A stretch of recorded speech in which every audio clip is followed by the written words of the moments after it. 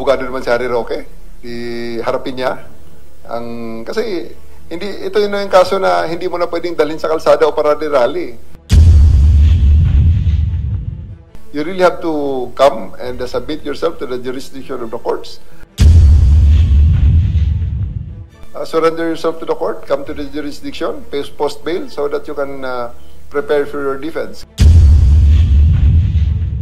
Ngayon, sa mga talagang yung sa human trafficking na warrant, di pasensya kayo, talagang Nobel recommended yan dahil napakabigat ng kaso na yan.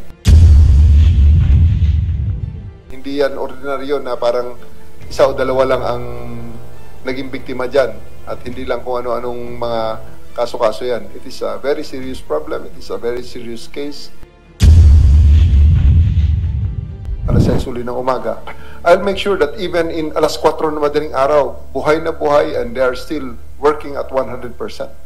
So, shorter hours, pero we'll ask for quality. Ginawa ko na dati sa Quezon City and I intend to, again, do it and try to study it if it can be replicated in NCR and the major city centers, yung bang mga cities that never sleeps.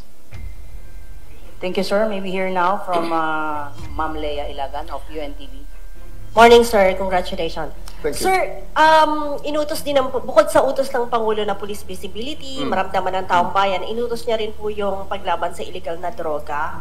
Bukod sa mga high-value target, kailangan din daw yung mga nasa street. Sir, paano po, ano magiging mandato mo sa mga police natin sa ground? Kasama sa metrics natin ang number of arrest. Paramihan. Sige. Paramihan. Kung noon ay, make sure that everything that we do are within the ambit of the law. No? Aresto. Kaya kanina sinabi ko magtaas kayo ng kamay sa judge. Kasi kung talagang magaling kang pulis, hindi ka papayag na yung criminal na yan, they're going scot-free. And there's only one way of doing that. Arestuhin mo sila, dalhin mo sa husgado. Dadaan ka sa piskalya, taas mo ang kamay mo, sasabihin mo, ito ebidensya ko, kumbinsin mo ang piskalya. Those are the things that primarily will be the metrics of performance of individual policemen. No? Sir, hindi kaya maabuso naman din ito dahil baka yung iba, dahil sa paramihan, ay mang-aresto na kahit itinuro lang at walang sapat na batayan?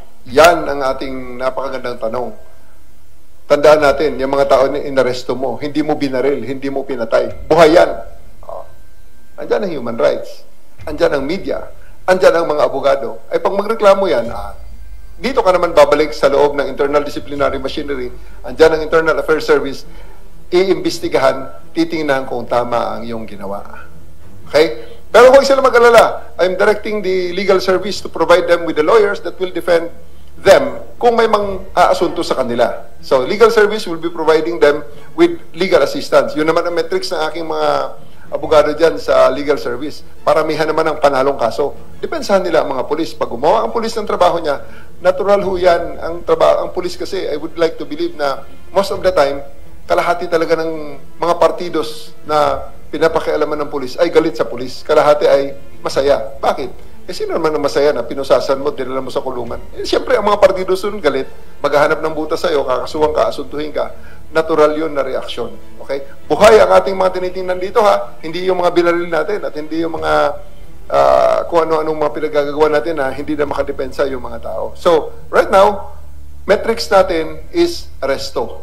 At ang aresto, ibig sabihin, buhay ang tao, dadali mo sa husgado. Kumisin mo ang piskal. Ngayon, siguraduhin mo tama ang ginawa mo. Sapagkat pag sinabi ng piskal mismo na illegal ang aresto mo, problema na yun. Dahil pag dinala ka sa Internal Affairs Service, dinala ka sa NAPOLCOM, dinala ka sa FLEP, may kalalagyan ka rin. So, may check and balance ang ating mga sinasabi niyong abuso. Sir, alam natin na ang mga nakakakilala doon sa mga drug offenders, sa mga barangay, ay yung mga barangay official mismo. Malaki ang papel ng BADAC. Sir, Yes. Makikipagtulungan pa rin ba ang PNP? Dire-diretso ba ito sa Yes, wala naman silang magawa na, kami wala naman kaming magawa na, kundi talagang natural course of things, makikipag-alyansa ka sa mga barangay, makikipag-tie up ka, bibisita ka dyan sa barangay. Kasi paano ka makapanghuli kung wala ka namang alam? Papasok ka lang dyan, tapos randomly manghuli ka dyan. Hindi tatagal ang karir mo sa PNP. Either matatanggal ka, or masususpindi ka, or talagang wala ka ma-accomplish kasi wala kang base data, which tamang source ang sabi niyo, Ma'am Leia, na magagaling sa mga barangay. Thank you, ma'am. May we hear from Ma'am Third Ann Malonzo of Sunstar. Sir, good morning po. Congratulations again.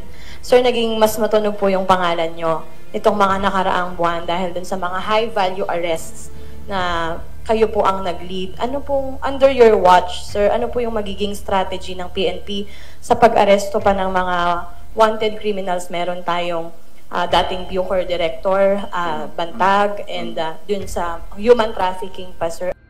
Ano pong magiging strategy ng PNP under your watch?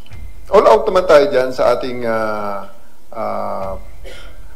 operations against wanted persons. Talagang tuloy-tuloy tayo dyan at matter of time before we get them.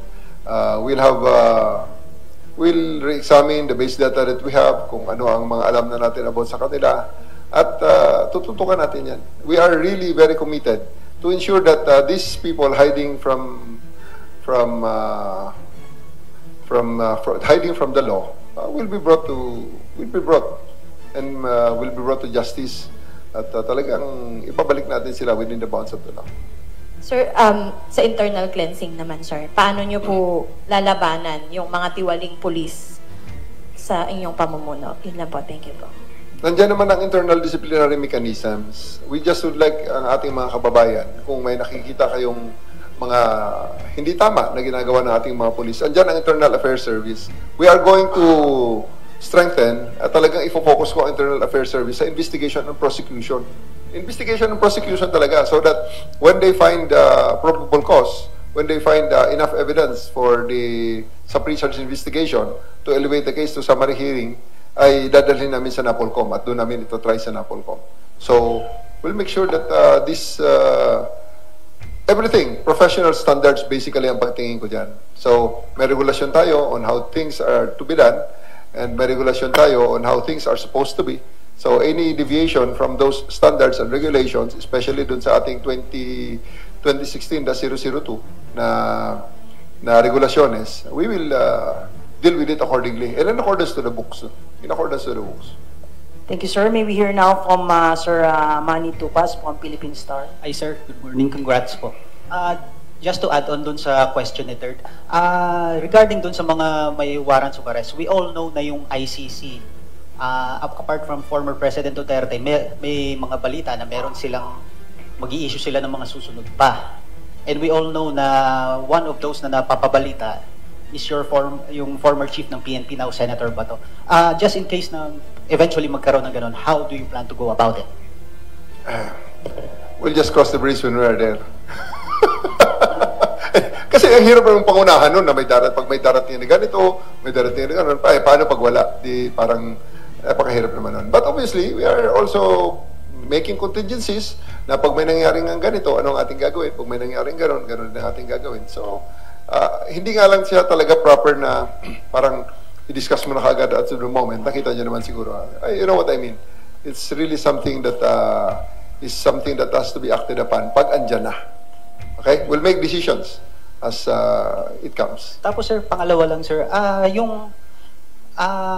how do you, yung mga erring police officer, alam natin in the past yung merong, halimbawa, yung mga nahuhuling natutulog or may ginawang natutulog sa duty or may mga nagawang pagkakamali.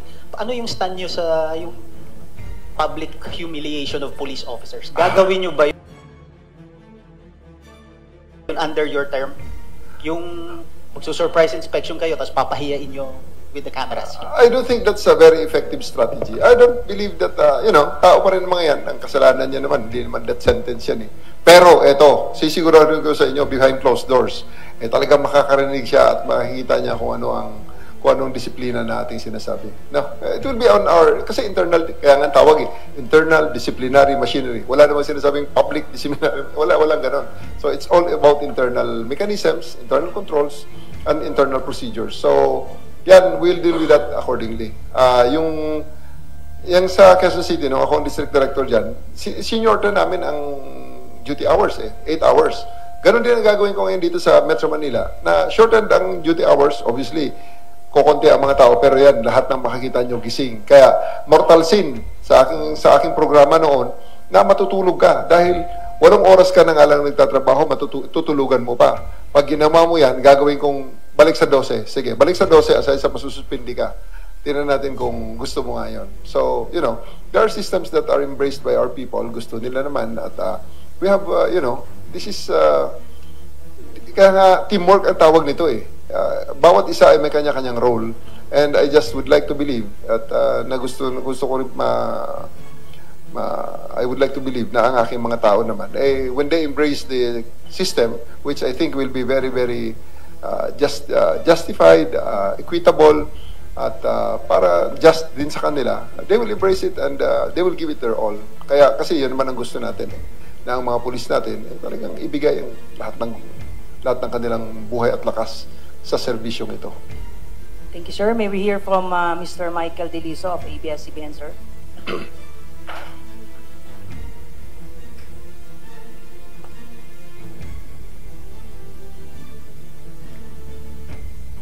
Hello.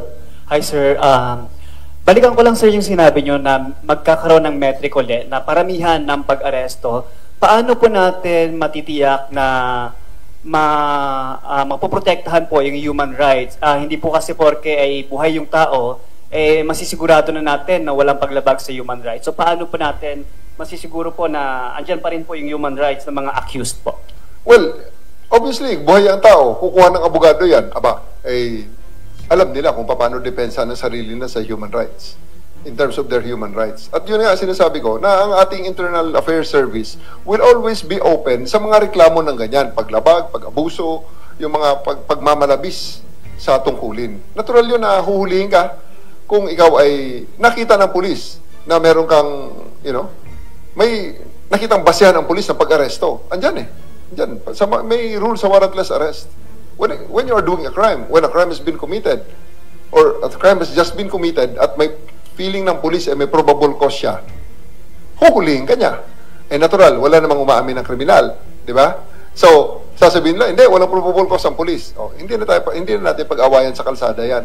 Pag-awayan natin sa loob ng internal disciplinary machinery, magreklamo ka sa IAS, papakinggan namin ang inyong mga hinaing. Iimbestigahan namin ang inyong sinasabing pagmamalabis o paglabag sa inyong karapatang pantao, and you can choose the forum where we will bring it. We can bring it to the pleb. We can bring it to the NAPOLCOM. Kasi ang NAPOLCOM talagang katuwang at kapartner natin yan. Andyan si Attorney Ralph Calinisan na katuwang natin na maghuhusga kung nagmalabis ang pulis o hindi. Dadalhin namin siya kay Attorney Ralph Calinisan at si Attorney Ralph Calinisan ang magsisintensya sa kanya. Sir, isa pa po, you are highly regarded po sa pag-aresto po sa mga high-profile cases. Meron pa po tayong isa yung sa warrant of arrest na in-issue ng Pampanga Court over human trafficking dun kila Cassandra Ong and Harry Roque. What's your mandate on this? And ano po yung mensahe nyo sa kanila? Over 51 na kami. May 49 pa. Kaya medyo mahaba pang labanan to, mahaba pang trabaho pa. As of yesterday, nung isang araw, 2 weeks ago, nakuha natin yung isa, pangalawa. I just really, I would like to say na this is a case, a valid case, pending before our courts. Abogado naman si Harry Roque. Harapin niya. Kasi, ito yung kaso na hindi mo na pwedeng dalhin sa kalsada o para rally. You really have to come and submit yourself to the jurisdiction of the courts and make your case and give your arguments regarding your case. So just surrender yourself to the court, come to the jurisdiction, post bail so that you can prepare for your defense. Ngayon, sa mga talagang yung sa human trafficking na warrant, di pasensya kayo, talagang Nobel recommended yan dahil napakabigat ng kaso na yan. Hindi yan ordinaryo na parang isa o dalawa lang ang naging biktima dyan at hindi lang kung ano-anong mga kaso-kaso yan. It is a very serious problem. It is a very serious case that they have committed, and it was already established by the prosecution service that a probable cause is sufficient, so that information will be filed on them in the proper court, and the court was convinced of the information. That's why they issued the warrant of arrest. Sir, singit ko lang po, kumusta po yung plano na makipag-coordinate tayo sa Interpol on Harry Roque po? Standard naman yun. This is a whole government approach. The DFA is cancelling his passport and the other accused so that they will not be able to travel freely at sila ay maibalik dito sa bansa. So, Interpol is just one of the many mechanisms that we can use and we can harness, we can tap para sa pagbabalik dito, sa repatriation niya dito sa Pilipinas. Thank you, sir. May we hear now from Mr. Jun Veneracion of GMA7, sir. Chief, congratulations. Unang-una po, doon po sa 3-minute response time ninyo, ano po magiging to comply with that policy ng 3-minute response time? At in the same manner, ano rin naman po ang gagawin ko sa mga commander na magagawa ng maayos yung direktiba ninyo, Chief? Alam nyo, I come at a I'm very, very lucky that I come in a time na napakarami ng mga qualified commanders. So, napakarami ng qualified commanders, ang mga nasa middle level natin ngayon, ang isang klase o isang batch na nagsasabay-sabay. Like to tell my people, give your best. Because kung hindi nyo kayang gawin pag hindi nyo kayang gawin ang misyon, may papalit sa inyo na magsusubok din na gawin ang misyon. So, everybody should be in their toes because the standards will always be set by the Chief PNP. And I want them to be better than me. They should be better than me. They should be mas malakas sila kaysa sa akin, mas adept sila kaysa sa akin, mas active sila kaysa sa akin, that's why I want them to, especially the top echelons, the senior officers, the regional directors, and the provincial directors, to actually directly engage with the media. Ang media, i-call out ko ang PD, bakit akong hinahanap nito, ikaw nandyan. Anong ginagawa mo dyan? So, solving ko ang problema mo, pero aalisin kita. Papalitan kita ng iba na hindi na makakarating sa akin ng problema because, it's just basically proper management. Otherwise, kung ang lahat ng problema is centralized dito sa Krame, ay anong gamit ng mga mid-level at saka senior officers natin dyan sa field? Okay, so that's also the standing challenge for them.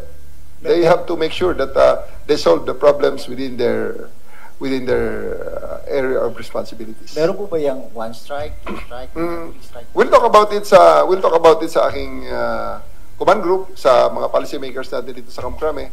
Together also with the NAPOLCOM, we'll consult the NAPOLCOM regarding those policies para sigurado natin that everything that we do will be done within the ambit of the law. Thank you, sir. May we hear now from Mr. Mark Macalalad of DCWB. Hi, sir. Good morning. Congratulations po. Sir, core pillar number 2, yung accountability and modernization. System, palakasin yung investigative tools. What needs to improve sa PNP? Do you plan to procure additional body camera since magkakaroon tayo ng metrics ng paramihan ng huli o kung hindi man body camera, ano po yung nakikita nyo na dapat maidagdag pa? Well, as of the moment, I'm very, very grateful sa legacy na iniwan ni General Marbil.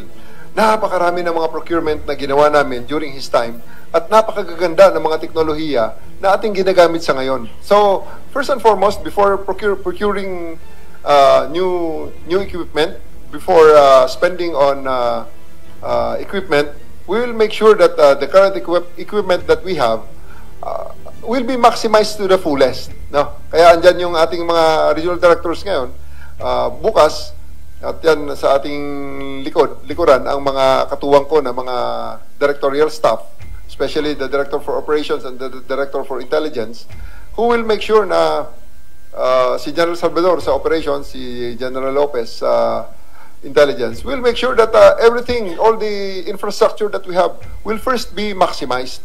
Andyan ang body camera natin. We want 100% utilization of the body camera. We want to make sure that 100% ang utilization nito mga radios natin, ang communication equipment natin. Tapos, yung mga nandyan sa ground na mga equipment na owned by the local government will also be harnessed. Like, sa maraming mga cities and jurisdictions, may mga CCTV, including the MMDA.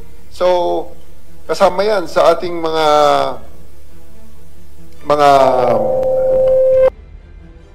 priority na matap muna bago tayo mag-procure ng panibagong mga equipment. Sinabi nyo kanina na target yung palakasan yung relationship ng police sa community. Ay, ang tao hindi dapat pagpasa-pasahan, PNP dapat yung sumbungan. Paano po yung plano nyo dito? Kasi several PNP chief na dumipas, lagi yung plano talagang ilapit yung community sa PNP. So what will be the difference this time? Well, at the outset, yung ating kasing sinasabi na metrics ng mga huli-huli na yan, natural yan na ang pinakagagawin ng pulis yan. It goes without saying that they have to really closely coordinate with the barangays and the local government units para sa base data ng information kung sino ang mga loko-loko dyan sa community or sino dyan ang mga dapat hulihin at dalhin sa rehabilitation. So, at yung sinasabi natin na ayoko silang pinagpasapasahan, I want that when somebody goes to the police station, lalabas siya na na-resolve ang kanyang problema. Okay? Kung yan ay hindi kayang resolusyonan ng police station, like nakita ng police, ay hindi ho namin problema yan kasi hindi ho concern ng police yan, ay DSWD ho yan. Ang gusto kong gawin ng police yan, sakay po kayo sa patrol car, dadali namin kayo sa DSWD, i-endorse po namin kayo doon sa DSWD. Ito po, DSWD po. Nandito na po tayo sa DSWD. Sir, ma'am, from DSWD, ini-endorse po namin sa inyo ang tao na ito at pakitulungan niyo po. Kasi ang tingin namin, ang kanyang kailangan, ang kanyang concern ay DSWD. Hindi namin sasabihin sa kanya na hindi ho namin trabaho yan. Pupunta po kayo doon sa ganitong ahensya. Hindi ho po pwede yan. Okay? Unless sasabihin ng tao, sige po, kaya na ho namin na pumunta doon at kami na hong bahala. Okay? Because not everything that goes into our doorstep sa PNP, sa mga police stations natin, ay talagang nare-resolve or within the ambit ng Philippine National Police. Baka hindi misinform lang ang mga tao na pumunta ron, hindi naman pala talaga trabaho ng police, kundi some other agencies. In that case, ang kailangan gawin ng police, ang police mismo ang maghahati doon sa ating kliyente, doon sa ahensya na makakatulong sa kanya. So, hindi natin siya pinagpasapasahan na punta kayo rito sa ganito, punta tayo sa ganito. In the same manner na ganito ha, ito, sasabihin ko na agad, liwanagin natin, alam po nanonood yung mga lower units natin. May nag-report sa inyo sa isang istasyon at nangyari sa jurisdiction ng kabilang istasyon. Wag na wag niyong gawin, mga kasama sa PNP. Wag na wag niyong gawin, Station 14 po yan. Station 12 po kami. Punta po kayo sa Station 14. Pag may gumawa sa inyong pulis yan, text nyo ang crack. Yung i-report nyo sa 911, gamitin mo na natin yung 911. Lalagyan namin ng option niya na for other kinds of reports. Press this. Kukunin namin yan, alamin namin kung sinong pulis yan, i-retrain natin, asuntuhin pa natin kung nakakita namin kapabayaang malaki. Kasi ang dapat gawin, kung ikaw ay Station 12 po ito, area po ng Station 14 yan. Sandali po, sakay po kayo sa patrol car, ihatid namin kayo doon. Yun ang gusto kong gawin nila. Never na yung pasapasahan, punta ho kayo doon, bahala na si Magellan. Hindi pwede yun. Okay? Thank you, sir. Same goes with yung mga boundaries kasi di ba may mga boundaries sa cities. Totoo po yun, Chief, kadalasan nangyayari na pag may nagsumbong talaga na napapasa. So same goes with the boundaries. Goes with everybody from substations to police stations, to cities, to probinsya, to municipalities. It goes without saying na lahat sila ay dapat oras na may lumapit sa kanila, hindi nila bibitawan unless na merong tamang resolusyon na ibinigay ang pulis doon sa problemang yon. Okay? Thank you, sir. May we hear now from Sir Patrick De Jesus of PTB4. Chief, good morning po and congratulations po. Baka lang po, sir, may mensahe kayo doon sa mga bashers po sa inyo pong pagkakatalaga bilang PNP chief. At sinasabi nga raw po nila ay ito raw po ay part of reward sa inyo. This is a free country. Kaya nga, yung mga bashers natin, natural yan. They are welcome to voice out their opinions, their criticisms. Walang problema yan. Tanggap natin yan at tayo natutuwa na may feedback tayong nakukuha sa ating mga kababayan. Isa lang naman ang reminder dyan, just like goes for everybody, it goes to you and me, na we have to do it within the ambit of the law, within the bounds of the law. And sa amin dito, dagdag pa sa mga pulis lalo, we have to do everything within the bounds of decency. Okay? We have to do everything within the bounds of decency. Siguro, Chief, ano yung gagawin ninyo or ano yung papakita ninyo para mabago yung komento sa inyo ng mga tao pong ito? Wala naman tayo kasing control sa kung anong sasabihin nila sa atin. Always, sabi ko nga, ang pulis, di ba, pag magtrabaho tayo, 50% ng, parang judge din may mga judges akong kaibigan na nakakausap 50%, most of the time, 50% of the client is always not happy with the outcome. Kasi sino nga naman ang maging happy dyan. Isinintensya mo ng kamatayan yung tao, wala nga namang matuwa pa sa iyo yan. Di ba? So, lahat yan. Pero ang sa atin yan, kahit hindi sila natutuwa, dapat matanggap nila na ito ay kailangan at ang pulis ay tama ang ginagawa. Ngayon, kung despite all that, they will still criticize us, wala namang problema. They are always welcome to get their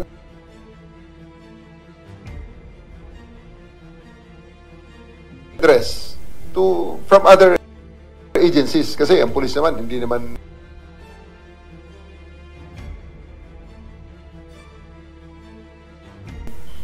and all be all yan. Hindi naman absolute ang power niyan. Napakarami ng disciplinary machineries na nag-exercise ng oversight functions sa PNP. Chief, panghuli na lang po, mayroon pang appointment ban dahil sa election period. Pero kapag natapos po yun, mag-expect po ba tayo ng reshuffle po, malawakang reshuffle po? Lalo sa command group. Well, you know, yun nga sabi ko everything, all the appointments that we are doing or will be doing will be merit-based. Kasi kailangan talaga, wala nang yung pabor-pabor, yung mga ganon.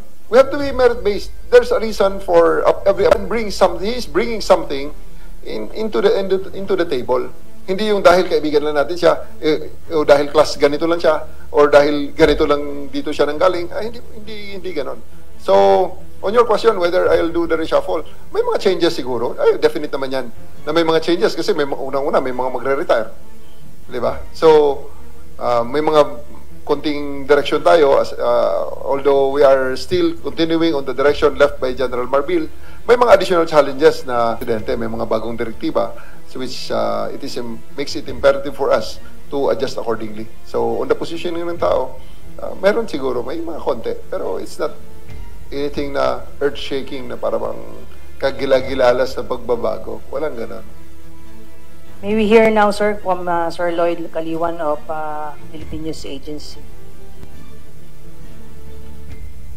Good morning, Chief. Congrats po. Chief, follow-up lang doon kay Patrick. May napupusuan na ba tayo from sa CIDG Chief? Napapalit sa inyo? Pwede ko ba sabihin dito? Wag na man. Mas maganda. Wait for the order, okay? Wait for the order. Mas maganda yun. Kung nandito na po. Magagalit si Gino. Hindi ka na siguro pag mag-flash yan, patay na tayo. Pag nag-flash ang aking PIO, patay na tayo. So possible, Chief?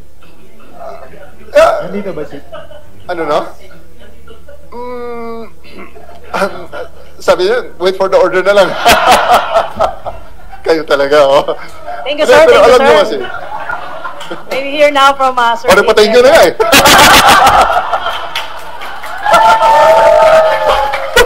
Wala ka.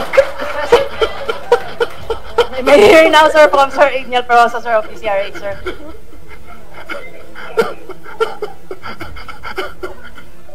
Hello. Chief, good morning at congratulations. Congrats din, ma'am. Pwede na ba mag-congrats? Naka-live pala, sorry. Susundan ko lang yung mga naunang tanong. Alam natin na political dapat ng PNP, pero hindi maiwasan talaga may mga komento yung political opponents ng current administration. May dapat ba sila, sir, katakutan under your leadership or ilagan? Meron bang any special assignment coming from the President himself in connection, sir, sa mga ganap ngayon sa politics? The special assignment from the President is to serve the people with the best of our abilities. And we're going to do that.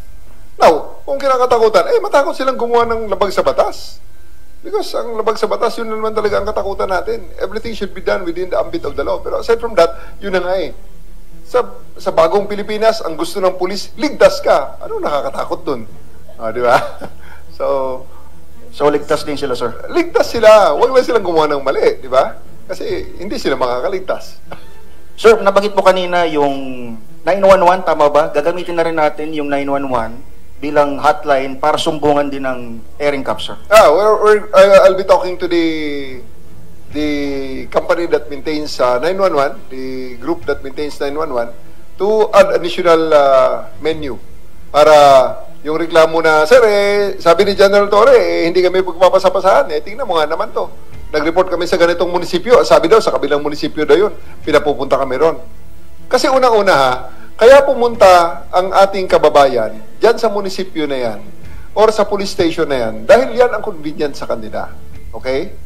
Pag inipinasa natin sa kanila, pag ipinasa natin sila doon sa iba pang police station, eh baka makakaabala sa kanila dahil unang-una, kaya ka sila pumunta dyan dahil malapit. So, it will be imperative, Papanas, because we are the Philippine National Police. We are not the police of our province. We are not the police of a region or just a station. We are the Philippine National Police. So, ibig sabihin, pag sila ay nakakontak na, may point of contact na silang napili at pumunta sila sa estasyong yon, Philippine National Police na yon. So, pag sila ay nangailangang dalhin sa ibang unit ng Philippine National Police, ay dadalhin sila ng unit na yon doon sa kabilang unit na yon. Ngayon, kung ibang gobyerno, ibang sangay naman ng gobyerno ang dapat puntahan, we are still part of the Philippine government under sa isang presidente. So, ibibigay natin ang ating mga kababayan, dadalhin natin, asistihan natin na makarating doon sa kung saan ang ahensya na kanilang kailangan puntahan. Chief, last na lang po on my end. Bago lang ho kayo nag-assume, ang press release all throughout ay bumaba yung crime rate. Pero alam natin yung general sentiment, sir. I don't know kung sa social media lang, pero even yung mga foreign offices or yung mga embassies, sir, naglalabas ng advisories warning their citizen na medyo mag-ingat. Ano ba, sir, talaga yung status ng ating peace and security, and sa inyong liderato, anong magiging recalibration siguro para mas maramdaman ng tao, online man or sa reality, yung sinasabing wababang crime rate, sir, sa bansa? Yan ang current challenge talagang malaki ngayon. Ang possibility na kahit na ano pang sabihin natin ay pwedeng skew at magkakaroon ng ibang meaning. Pero sa atin naman, challenge nga yan. Kaya nga challenge yan.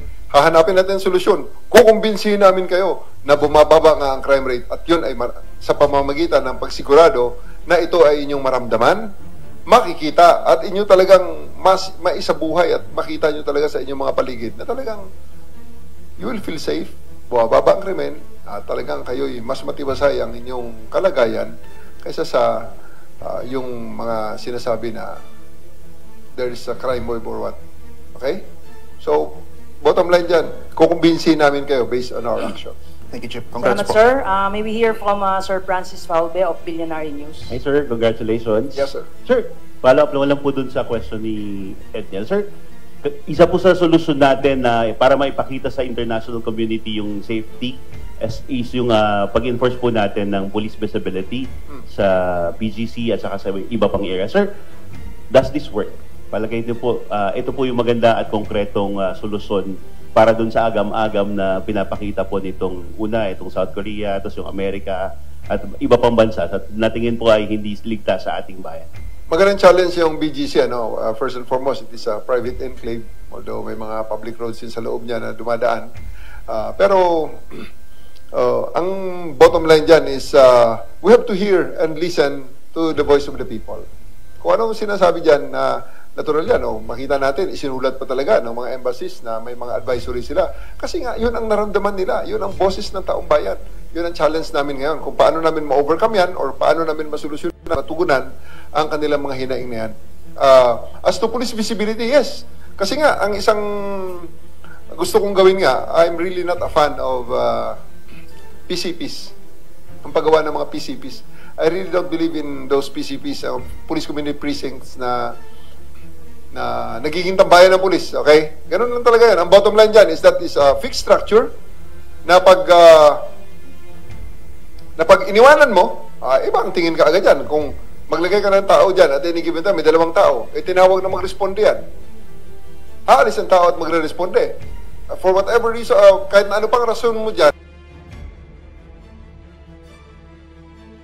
pag nadaanan ng media na itong PCP na ito walang laman, explaining ka na naman. Now, and I really don't believe na hindi ka ako masyadong naniniwala generally sa efficacy ng ganyang lalo yung mga police boxes. Because ang mangyayari dyan is maiiwanan at maiiwanan. No? That's why rather than stay in a police box, I would rather have the police walk their beat. Hindi naman mahaba ang 8 hours. They have to stand on their feet. Kung gusto nilang magpahinga ng konti, pasok sila sa convenience store, bumili ng inumin nila, which yung mga police beats will be studying if we can give the maliit na mga allowances, small things, so that when they do their job, they don't have to pull out money from their pocket to keep for their upkeep, no? So if we cannot give them the support in kind, we will give them the support in finances siguro, para kahit saan sila makarating sa kanilang bit, habang sila naglalakad, may makita silang karinderya o sari-sari store, pwede silang kumain, no?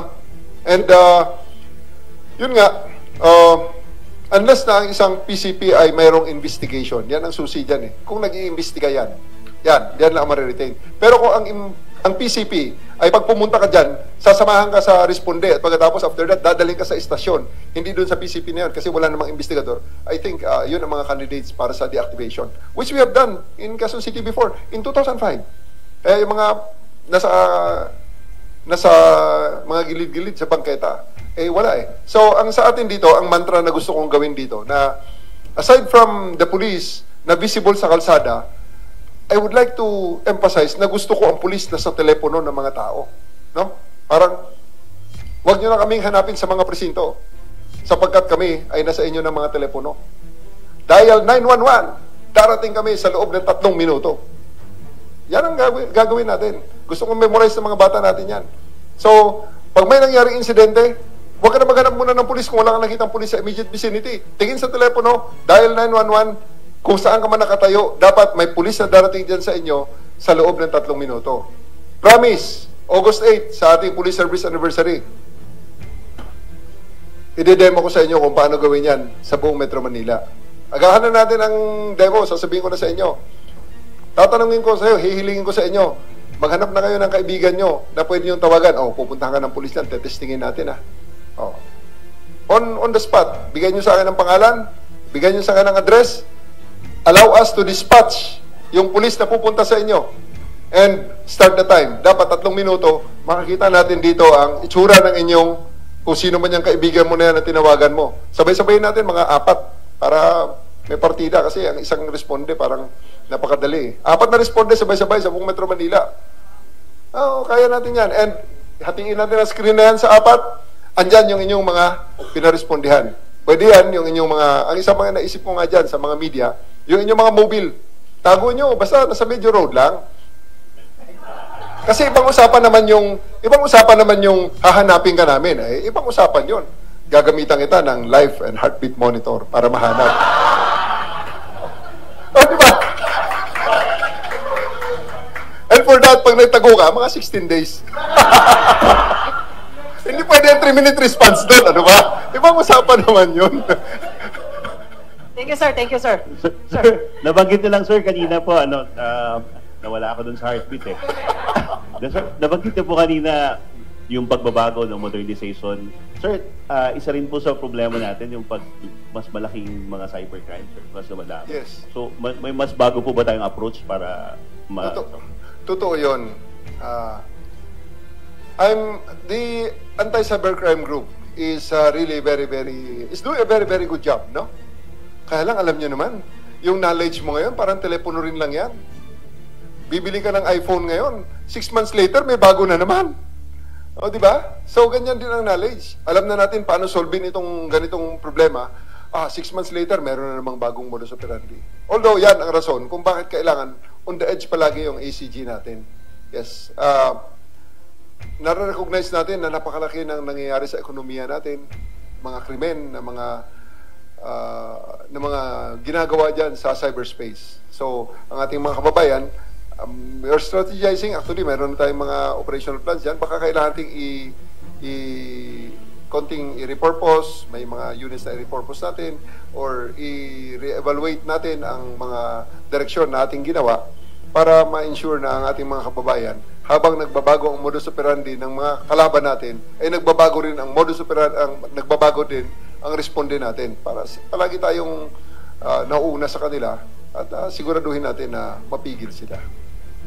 For our final question, sir, may we hear from si Jermark Dagala from Radyo Pilipinas, sir. Sir, Good morning po and congratulations. Sir, ang unang magiging buena mano ninyo is yung upcoming parliamentary elections sa farm. Kontento po ba kayo dun sa kasalukuyan latag o meron pa kayong gustong idagdag po sa security plan po doon? Well, andyan naman ang ating DO. I'm very, very confident na kayang-kaya ni General Salvador yan. As of now, nandyan naman kami sa preparation yan eh. We'll look at it and we'll ensure that it will be matatapos natin ang exercise na yan na gaya rin ng nakaraang eleksyon na peaceful, walang failure of elections, at mataas ang turnout at ang ating mga kababayan ay marinig natin sa kanilang mga balota at marinig natin ang hinaing nila at kung ano ang kanilang mga hatol at desisyon sa direksyon ng kanilang community. And last question ko po, the BICC is hoping na sana raw po masolusyonan na under your watch yung problema ng bansa sa illegal gambling. Ano po ang masasabi po? Illegal gambling is as perennial as the grass. Talagang ang ating dyan, ang ating solution dyan is non-stop. We give no quarters. Wala tayong sinasanto dyan sa trabaho ng illegal gambling. Hahabulin natin ang mga yan. Kasi unang-una, we have to support yung ating legal, ang PCSO, ang PAGCOR, especially ang ating STL. Because it is the arm of the government that is intended to eradicate the illegal gambling so that kung ano man ang proceeds nitong mga gaming na to ay nagagamit natin sa ating mga outreach programs at sa iba pang mga pinagkakagastusan ng ating gobyerno na nakakatulong at nakaka-impact sa buhay ng ating mga kababayan. So, wala kami sasantuhin dyan sa illegal gambling na yan at hindi natin titigilan kahit na totoo nga yan na simula noon hanggang ngayon ay nandyan ang illegal gambling. Pero I would like to believe na bumaba na ang incidents niyan dahil nga ang STL ay nandyan na. Okay. Maraming salamat sa ating mga kasamahan sa media. Bago natin tapusin po itong ating mahabang press briefing sa ating bagong Chief PNP, may we hear the final message of our Chief PNP, Police General Nicolas Torre III, sir. Thank you once again, General Jean Fajardo, sa press briefing na ito. At ako'y nagpapasalamat sa lahat ng ating mga friends sa media at sa ating mga kasamahan sa Philippine National Police for supporting me. And I would like to request for your continued support sa ating mga programa para sa ikabubuti at sa unlad at siguraduhin ang kapayapaan ng ating bansang Pilipinas. Maraming salamat. Maraming salamat, sir. That ends our short briefing. Magandang hapon po sa